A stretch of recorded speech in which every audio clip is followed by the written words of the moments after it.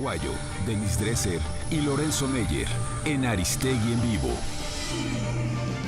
Mesa Política. Buenos días, Denise, Lorenzo, Sergio. Me permití recuperar estos fragmentos de lo que dijo Javier Corral y de lo que acabo de mencionar sobre estos comunicados porque me parece sumamente delicado y estoy segura que ustedes tendrán cosas que comentar. Esto que está planteando Corral de la creación de una suerte de Fiscalía Federal ad hominem para el caso Gutiérrez y esto que está aquí planteando el gobierno de Chihuahua. Denise, gracias como siempre por estar aquí. ¿Qué te dice todo esto? A mí me parece que el caso de Chihuahua es grotesco. Revela lo peor del PRI y del gobierno de Enrique Peña Nieto. Y hay que separar esto, Carmen, de lo electoral, lo político, lo personal.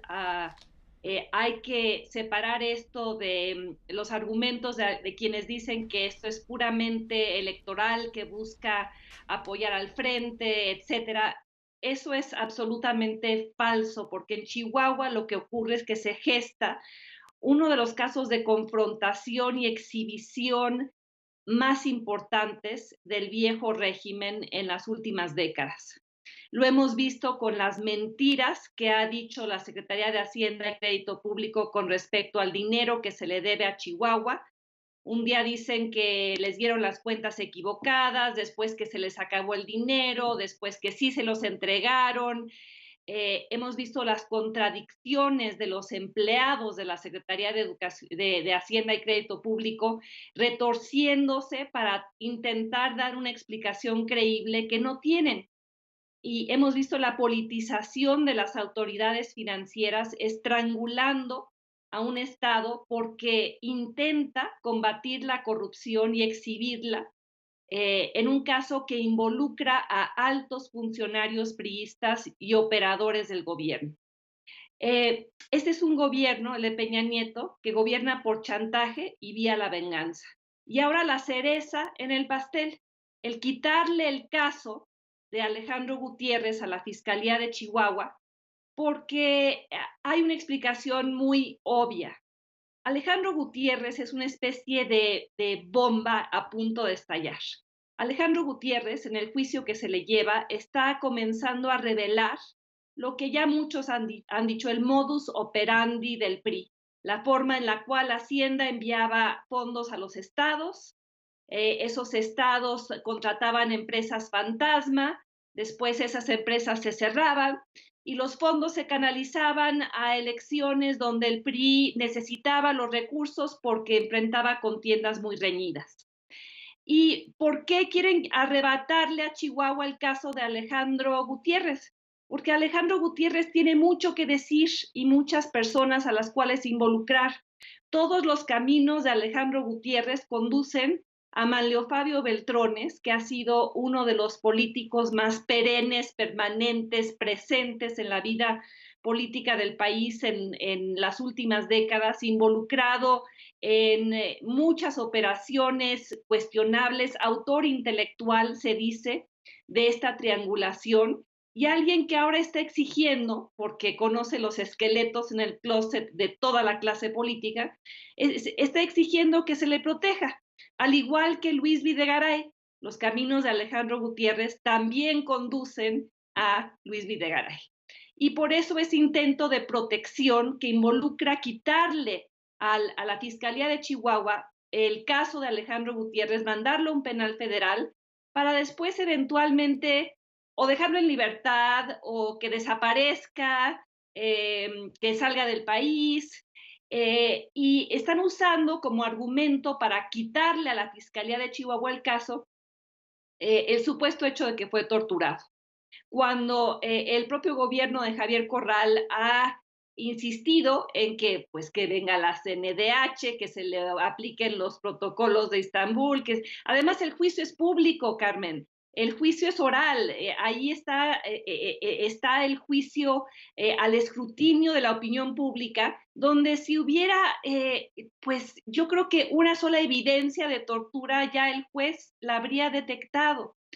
Y lo más irónico de esto es que en estos días, creo que fue el viernes, el gobierno federal anuncia la creación de una fiscalía especial contra la tortura, proviniendo esto de un gobierno que recordarán, cuando vino aquí el relator de las Naciones Unidas, el muy prestigiado Juan Méndez, a hacer toda una investigación sobre la tortura en México, subrayó que era un fenómeno generalizado.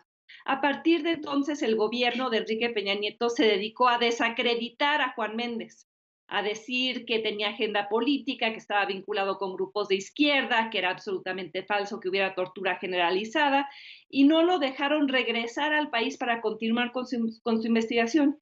Y ahora, con una celeridad y una eficiencia nunca vistas en este gobierno, presenciamos cómo crean una fiscalía especial contra la tortura, cuyo objetivo seguramente será indagar el caso de Alejandro Gutiérrez, anunciar ante la opinión pública que fue torturado y quizá desechar su caso por fallas en el debido proceso, cuando lo que quieren es quitarle la bomba a Javier Corral, porque saben que en el momento en el que explote esa bomba, bueno, pues va a destrozar la carrera política de muchos, quizá poner en juego la elección presidencial, hacerle daño quizá irrecuperable a la candidatura de José Antonio Meade y acabar de exhibir al PRI como el partido que es, el partido que triangula, el partido que oculta, el partido que miente y el partido que pone a las instituciones del Estado mexicano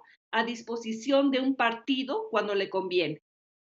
Sergio Aguayo, ¿cómo ves esta parte de la historia? Sergio. Mira, Carmen, varios temas interrelacionados. El primero es que el caso Chihuahua está dejando de ser caso Chihuahua para convertirse en un asunto nacional. ¿Por qué? Si uno compara Chihuahua con Quintana Roo, en ambos estados estamos observando un ataque frontal a funcionarios del gobierno anterior involucrados en actos de corrupción. Sin embargo, Quintana Roo no alcanza los niveles de visibilidad que sí está teniendo Chihuahua por una razón que vale la pena subrayar. En Quintana Roo se están quedando en el castigo a responsabilidades individuales, mientras que en Chihuahua castigan responsabilidades individuales, pero además, y esto es fundamental, van a las causas más profundas, a lo estructural. Lo estructural,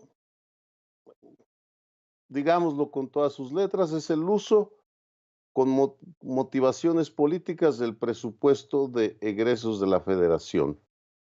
El día de hoy, la noticia principal de Reforma está basado en un desplegado que vale la pena mencionar porque fue promovido, lo firman un buen número de organismos de la sociedad civil, pero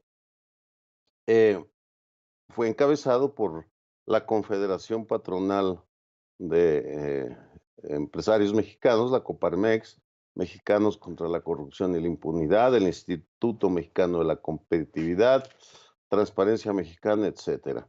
Y lo que ellos argumentan es que debe dejarse de usar con criterios políticos el presupuesto. Chihuahua Corral, al convertir este asunto en un tema nacional, está exhibiendo uno de los problemas más serios que tenemos, que es ese manejo político del presupuesto que no solo atañe el tema electoral. Y aquí menciono de pasado un hecho fundamental.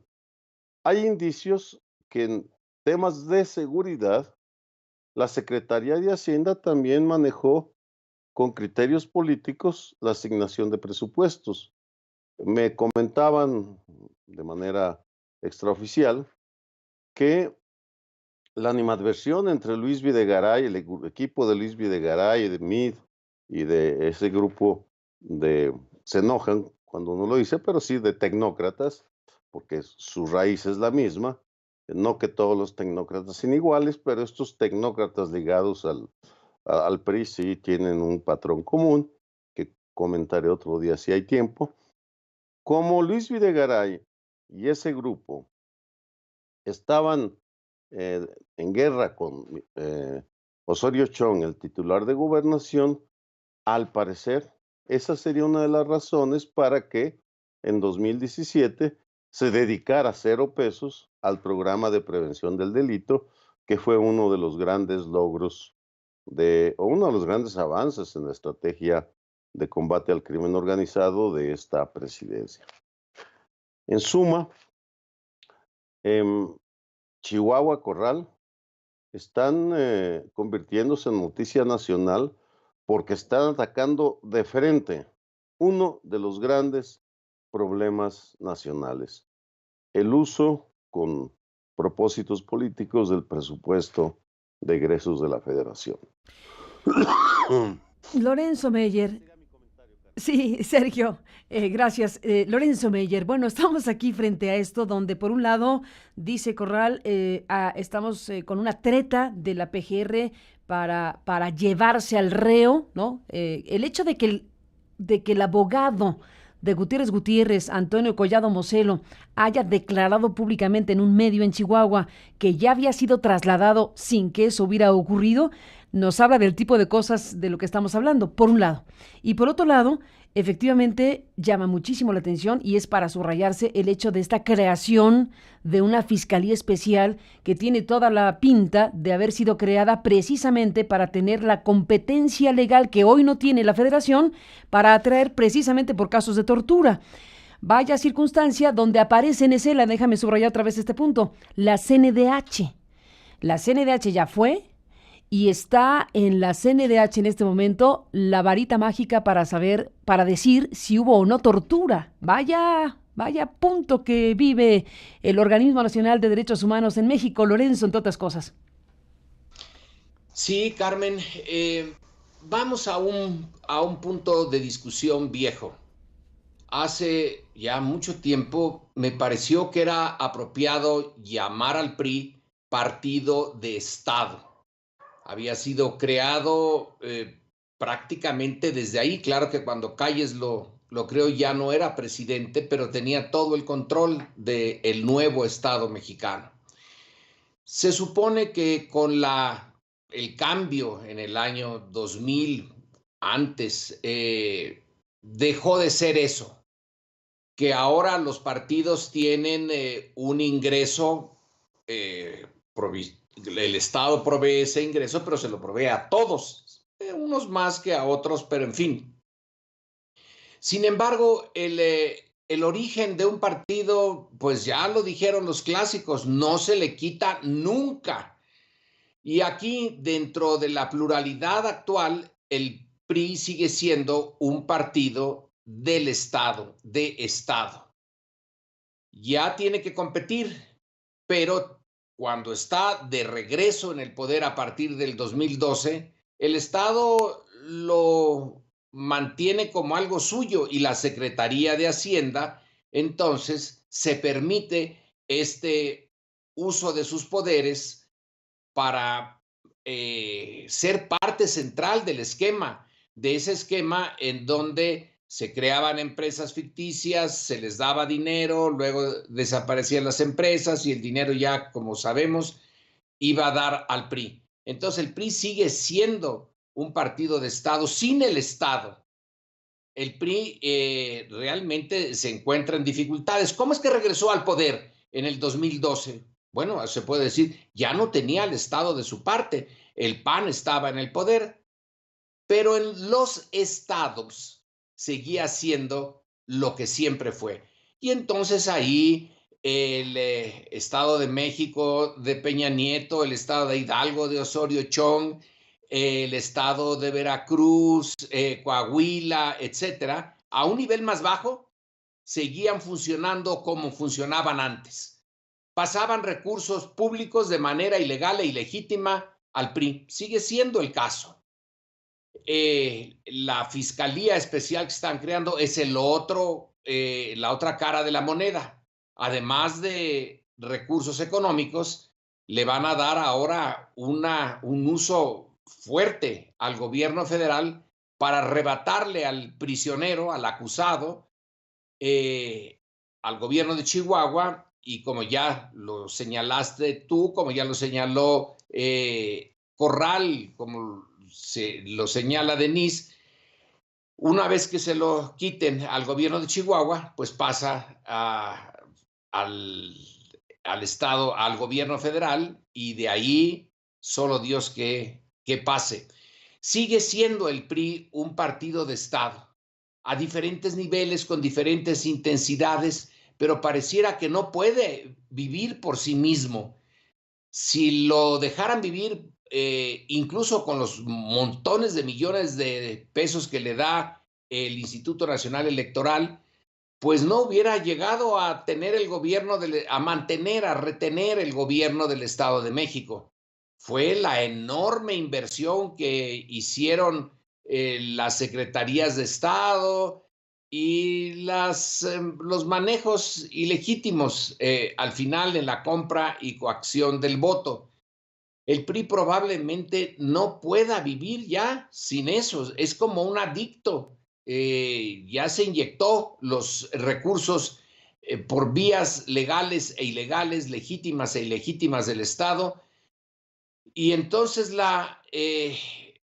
lo que está sucediendo en Chihuahua ahora es histórico. Son pocas las veces en que un Estado se le ha enfrentado al gobierno federal y muy pocas en las que ha ganado.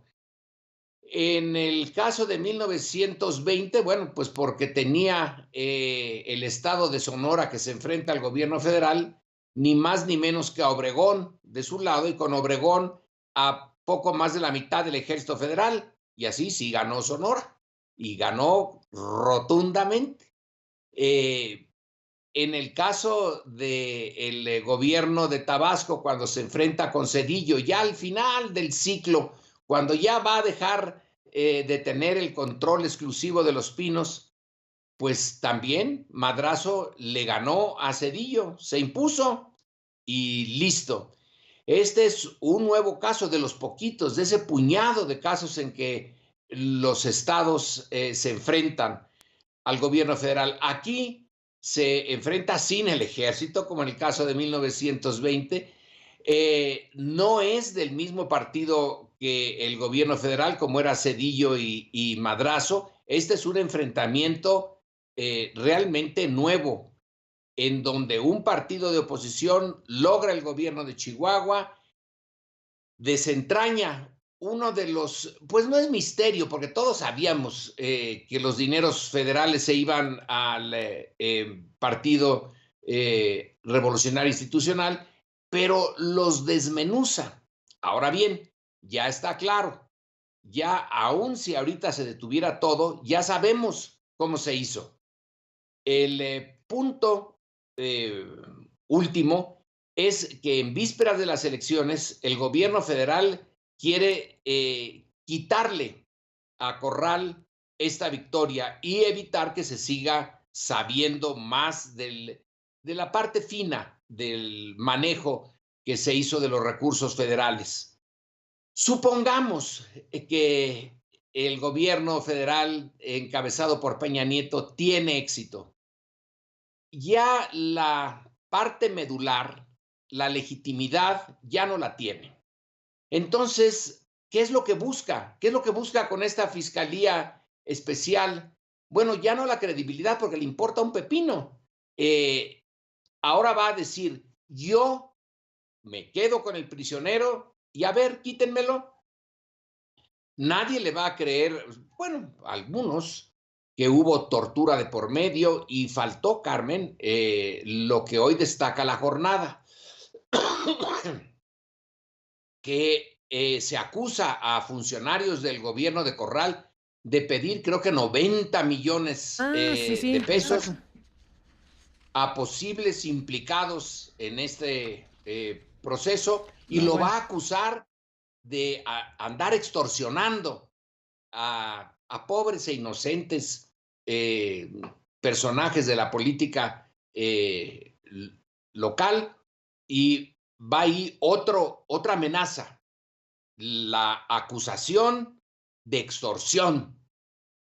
bueno, se le está acumulando a Javier Corral una tras otra, y a lo mejor, en el caso que no debería de ser, pero a lo mejor el gobierno federal todavía ahora que ya va de salida, que ya no tiene credibilidad, el puro funcionamiento formal de las instituciones, no el sustantivo, el formal, hace que gane su estrategia.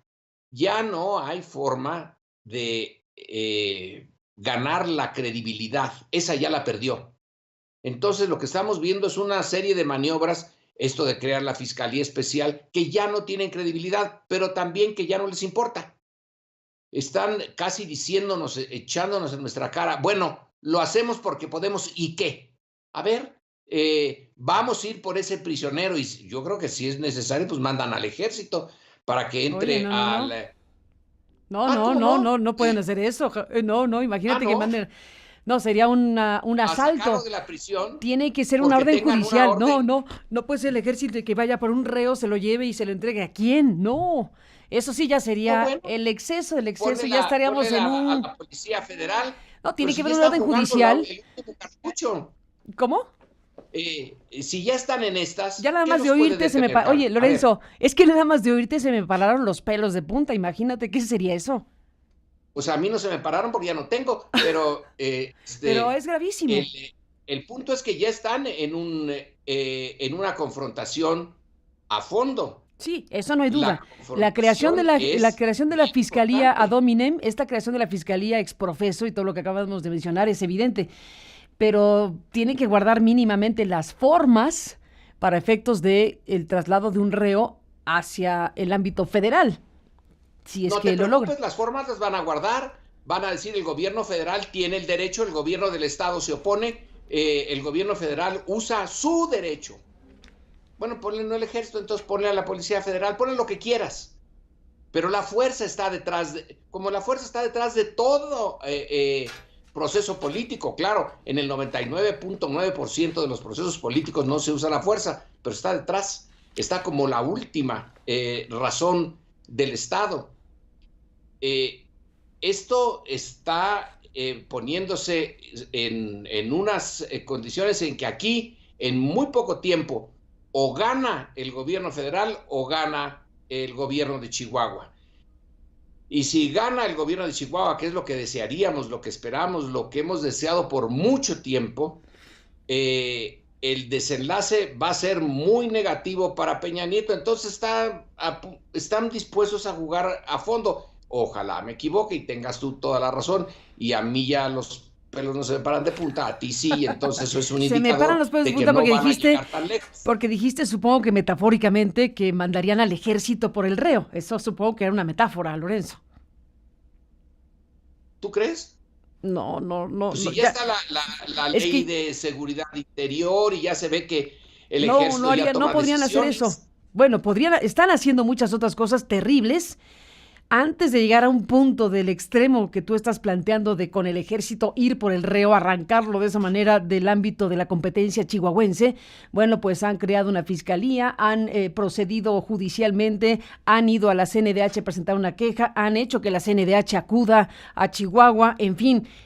A esas formas me refiero, no digo que no sean burdas, como decía Denise en un momento, pero tanto como mandar al ejército, ahí sí yo creo que ya sería que estamos en un quiebre absolutamente ya sin reversa. Bueno, esperemos que no. Yo estoy poniendo un caso extremo, pero es improbable, es absolutamente impensable que rescaten al reo que está siendo torturado. Está siendo torturado por el gobierno de Chihuahua. Dice, es una persona honorable que le están sacando información falsa. ¿Qué hace el gobierno federal? ¿Se queda cruzado de brazos? ¿Simplemente le sigue negando el dinero al gobierno de Corral? ¿O toma una decisión más acorde con la justicia? No puede ser que dejen a alguien que lo torturen. Ay, Lorenzo, lo dices con ironía, desde luego, pero cuidado con que luego te sacan ese fragmento de lo que estás diciendo con ironía y van a decir que lo estás diciendo en serio, ¿eh?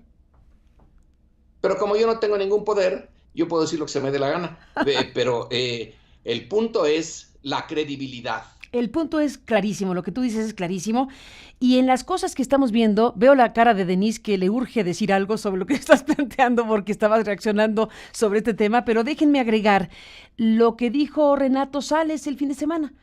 Por un lado tenemos un gobernador que dice nos quieren arrancar al reo, han creado una fiscalía exprofeso contra la tortura para que entonces, acusando de tortura al gobierno de Chihuahua, se lo lleven a la federación y protejan a ese reo, en pocas palabras. Pero Renato Sales dice que fue la Fiscalía de Chihuahua la que solicitó el traslado de Alejandro Gutiérrez Gutiérrez. Déjenme recuperar ese fragmento y vamos sumando las piezas. Adelante. Fiscal Jesús Flores Carrete, fiscal de ejecución de penas del Estado. Se da paso a lo que se conoce como anuencia de cupo en el penal federal, se autoriza el ingreso y hasta este momento no ha procedido el traslado. Hay que señalar, en primer término, esto es el Estado de Chihuahua, las autoridades del Estado de Chihuahua quienes solicitan el traslado a un penal federal. Otros temas habrá que revisarlos desde otra perspectiva. Uno de ellos, habrá que señalar que la propia Comisión Nacional de Derechos Humanos solicitó la implementación de medidas cautelares por lo que hace a la denuncia formulada por la defensa de este imputado, específicamente por el delito de tortura. Es un delito que se persigue de oficio y habrá que proceder a su investigación, por supuesto. Bueno, parte de lo que dijo. ¿Qué dices, Denise, de esta situación respecto a pues un gobierno que ahora dice que quien pidió el traslado es el propio gobierno de Chihuahua, la fiscalía? Sería esquizofrénico, ciertamente. A ver, aquí hay un problema. El gobierno federal quiere poner al estado de Chihuahua y a la Fiscalía de Chihuahua de espaldas contra la pared. Porque por un lado el gobierno federal está acusando a Javier Corral de torturar a Alejandro Gutiérrez. E incluso lo dijo el propio José Antonio Meade en campaña de manera lamentable la semana pasada. Entonces, por un lado, entiendo que la Fiscalía de Chihuahua quiera decir, está bien, llévenselo a un penal federal para que ya no nos puedan acusar de estarlo torturando en un penal de Chihuahua. Pero por otro lado, si lo envían a un penal federal, se corre el riesgo de que ahí simplemente el juez encargado del caso decida que por haber sido torturado en el penal de Chihuahua o por cualquier otra explicación que se saque de la manga, dejen que siga su proceso en libertad. Entonces, este tema es realmente un arma de doble filo para el gobierno de Chihuahua. Y en cuanto a la postura de Lorenzo, cuando dice de ser necesario que se envíe al ejército por el reo, que es el reo incómodo, digamos, para el gobierno de Enrique Peña Nieto, a mí ya no me sorprendería que hicieran eso. Este es un gobierno que actúa sin el más mínimo pudor o respeto por el debido proceso o por la aplicación de la ley. Hemos visto cómo ha permanecido impune la estafa maestra evidenciada por Animal Político, el desvío multimillonario de recursos de no sé cuántas dependencias federales a distintos estados vía empresas fantasma. Hemos visto cómo ha quedado impune el espionaje a periodistas y activistas, incluyéndote, Carmen. Hemos visto cómo ha quedado impune el caso de Odebrecht, México, el único país en el cual no hay un solo indiciado por sobornos multimillonarios que se dieron en el resto de América Latina. Entonces, el que el gobierno de México usara al ejército para cualquier mandado que fuera indispensable políticamente, sobre todo en épocas electorales, ya no me sorprendería.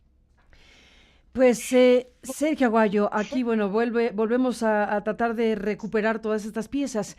En algún punto están logrando desviar también la atención del meollo principal. Es decir, este programa mismo es muestra de que necesitamos hablar de todo esto, por supuesto, porque el tema de la presunta tortura, de la disputa por el reo, de lo que ahora pone a la mesa el reporte de la jornada, que la jornada tuvo acceso a una denuncia presentada apenas el 26 de enero, donde se narra una serie de cosas que suenan a lo mismo, suena a una situación creada precisamente para la disputa por este caso.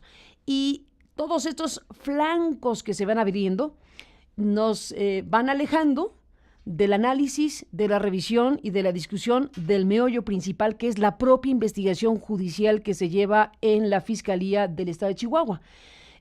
Con tantos frentes abiertos en torno al caso Chihuahua, bueno, pues ahora estamos dejando en tercero o cuarto lugar la atención a la investigación de la Fiscalía Especial de Chihuahua, que gira en torno a un desvío millonario de recursos hacia el estado de Chihuahua desde la Secretaría de Hacienda, y de ahí la dispersión a la campaña o al PRI nacional. Esa es la lógica.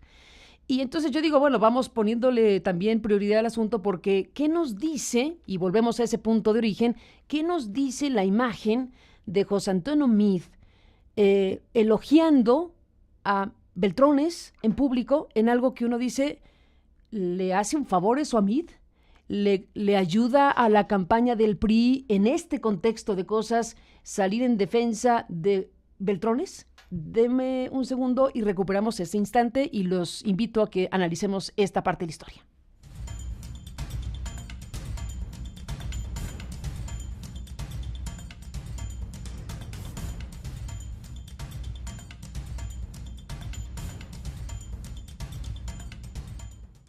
Hoy los mexicanos tenemos un derecho constitucional al agua y la obligación de resolverlo desde el punto de vista de acceso, con cargo a una modificación constitucional, cuando quien coordinaba los esfuerzos de la bancada del PRI en la Cámara de Diputados era Manlio Fabio Beltrones.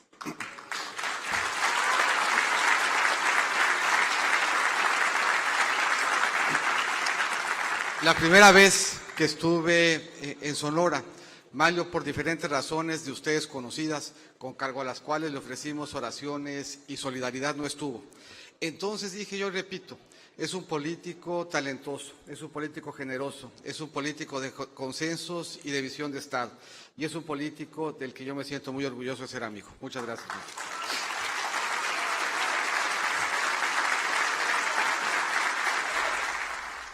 ¿Qué te dice esta imagen, Denise? ¿Qué me dice esta imagen? Pues creo que constata lo que argumenté al inicio del programa. Esta operación de Estado que se está gestando para estrangular a Chihuahua, desacreditar a Javier Corral, impedir que prosiga la investigación de triangulación de fondos del PRI a otros estados, tiene un objetivo muy claro, que es proveerle protección a Manlio Fabio Beltrones.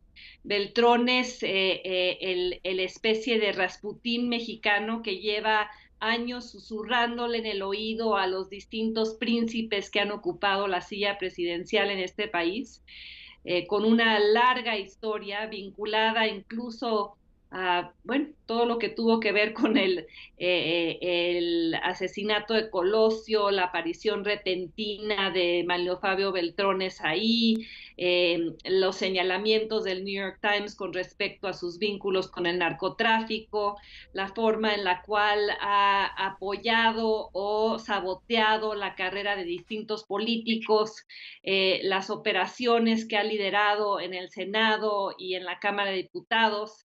Alguien con una trayectoria muy cuestionable, pero alguien con mucha información. Y entonces vemos como un hombre ostensiblemente honorable, decente y bueno, y no priista, como han querido pintar a José Antonio Meade, se ve obligado a salir en defensa de uno de los personajes más cuestionables de la política mexicana.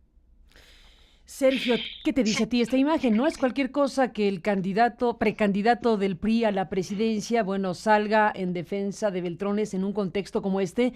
Y además, días atrás, como lo recuerda Denise, pues también fue el personaje que acusó de tortura al gobernador Corral, entre otras cosas, y fue el personaje, Meade, el que horas después de que Javier Corral declaró aquello de que no había por el momento a ningún funcionario del PRI a quien imputar, y que horas después se detuvo a Alejandro Gutiérrez, salió a decir que el gobernador Corral había, digamos, liberado de responsabilidad a los personajes del partido que lo postula. Entonces son tres momentos en donde José Antonio Meade ha entrado a escena, en este caso Chihuahua, y creo que en los tres casos lo que hace ver es que es un precandidato sumamente débil frente al partido que lo postula. ¿O qué piensas tú?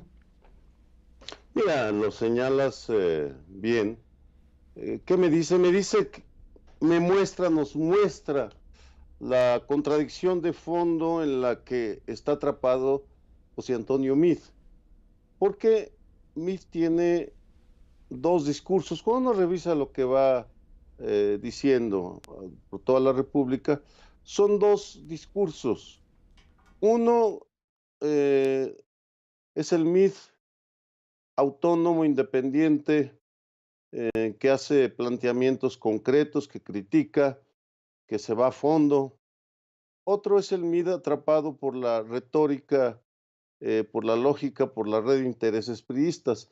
En el Meade que habló en Sonora, utilizó un verbo profundamente priista. Perdón, un adjetivo calificativo talentoso. Calificó a Manlio Fabio Beltrones de talentoso, y si uno revisa los textos producidos por los priistas durante las últimas décadas, el uso de ese término es una de las maneras más usuales para congraciarse con el otro, y además para lanzar una señal de que se está integrado a esta cultura. En ese sentido, la tragedia de Meade, la contradicción de Meade es que no sabemos hasta qué punto es priista ya lo hicieron suyo, hasta qué punto es independiente.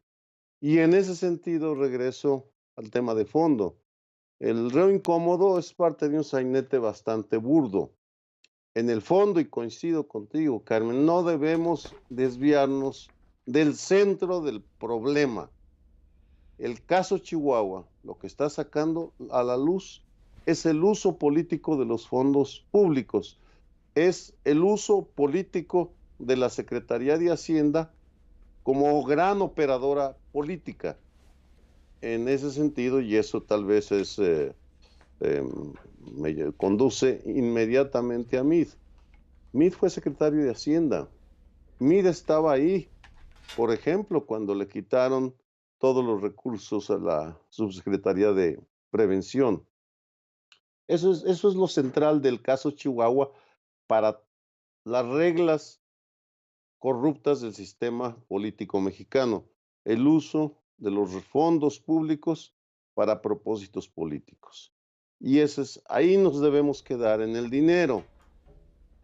De ese tema se desprende todo lo demás y señala con toda claridad esa contradicción en la que va nadando el candidato Meade, de la cual no logra liberarse, y esa ambigüedad tal vez explica por qué su discurso no logra ni emocionar ni conectar, porque es un discurso en el fondo que carece del sustento que da no solo la biografía, sino la conexión con la realidad. El día que José Antonio Meade explique, niegue, matice, aclare si la Secretaría de Hacienda hace uso político o no de los fondos que maneja, ese día y la manera como les ponga, tal vez empezaremos a ver que Meade es un candidato autónomo, pero me temo que por muchas razones, es imposible que se libere de esa red de corrupción, de esa red de corrupción lingüística, corrupción monetaria, corrupción de todo tipo, que caracteriza en estos momentos buena parte del sistema político mexicano. En las mediciones, Lorenzo Meyer, bueno, pues vemos hoy que MIT se encuentra en tercer lugar si nos atenemos a la encuesta del Universal. Esta mañana se puede revisar a este diario que publica una encuesta donde dice que AMLO sigue con la ventaja de 32%, Anaya 26%, MIT 16%, Margarita Zavala 4% y el Bronco 2%. Es el resumen de lo que se está, pues, lo que retrataría, digamos, esta encuesta. En todo caso, eso es lo que está en juego en términos de política electoral, pero por un lado está eso, que es lo que 2018, lo que marcará 2018, la disputa por el poder político, pero por otro lado está este otro asunto, que es la investigación judicial en curso, que tendría que, bueno, que tiene o podrá tener impacto, sí o no, en la lucha electoral 2018. Pero más allá de eso, está el conjunto de informaciones hoy disponibles públicamente que nos habla de que el asunto trasciende incluso al propio Gutiérrez. El viernes pasado estuvo en este espacio María Idala Gómez, la colega periodista que junto con Luis León han aportado mucha información al respecto del caso Chihuahua. En la suma de lo que publicó The New York Times, de lo que publicó Jesús Esquivel con Proceso, de lo que hemos podido aportar en este espacio de noticias que compartimos con ustedes, en lo que aportó Eje Central en los últimos meses y particularmente en la última semana. Estamos viendo, por lo pronto, que hay un volumen, si queremos hablar solamente de eso, volumen de información muy robusto. Hablaba Maridalia de los expedientes que conforman esta investigación y hablaba de 70 tomos, de 50 testimonios recabados, de los documentos encontrados por la Fiscalía de Chihuahua en los sótanos de la casa de César Duarte. Vuelvo al punto, Lorenzo, el tamaño de esta investigación no la alcanzamos a medir porque apenas estamos viendo la detención de un personaje como Gutiérrez, cuyas características principales conducen a personajes del más alto nivel en la política mexicana. Pero no sabemos qué más hay. Y el comportamiento de la Federación sobre el caso, de esta naturaleza burda, pues nos habla de que desde la Federación hay una gran preocupación de lo que hay en Chihuahua, por estos elementos que vuelvo a resumir de esta manera, Lorenzo. Estamos en un punto de quiebre donde se destaca lo que Corral llamaba el silencio sepulcral de los demás gobernadores. ¿Hasta qué punto el silencio sepulcral de los demás gobernadores va a persistir en esta historia, Lorenzo? Bueno, no lo sabemos. Habría que meterse en las interioridades de cada uno de esos gobernadores y de esos gobiernos, pero yo creo que lo más seguro es apostar a que va a seguir, pues si los tienen agarrados del presupuesto, y el presupuesto es la vida o la muerte para algunos de ellos, entonces van a seguir por el camino del silencio total. Eso pueden decir, yo ni apoyé a la Federación, ni apoyé a Corral, soy neutro en esta lucha y adelante. Bueno, neutralidad. Quiero poner el énfasis en la encuesta del Universal. Una cosa son las encuestas y otro es el resultado que arrojen las urnas, porque en el medio está la compra y la coacción del voto.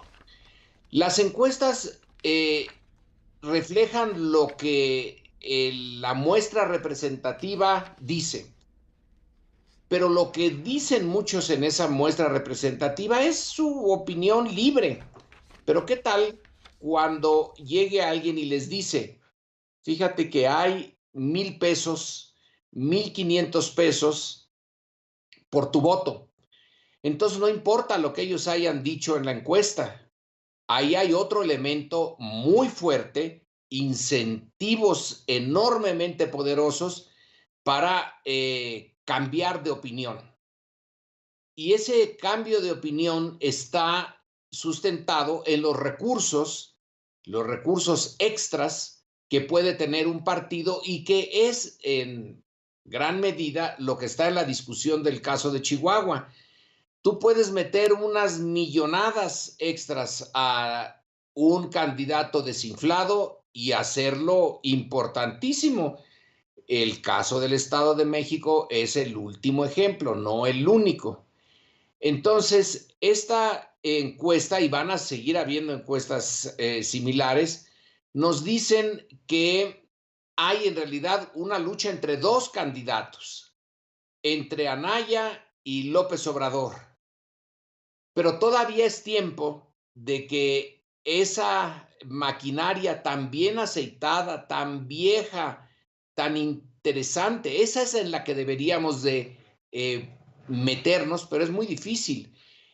No tanto, ahora hay un pequeño libro sobre ¿por qué vendo mi voto? Creo que así se titula, de la ENEP Acatlán, en donde le hacen a una muestra no representativa, muy pequeña, de personas que venden el voto y que dicen ¿por qué?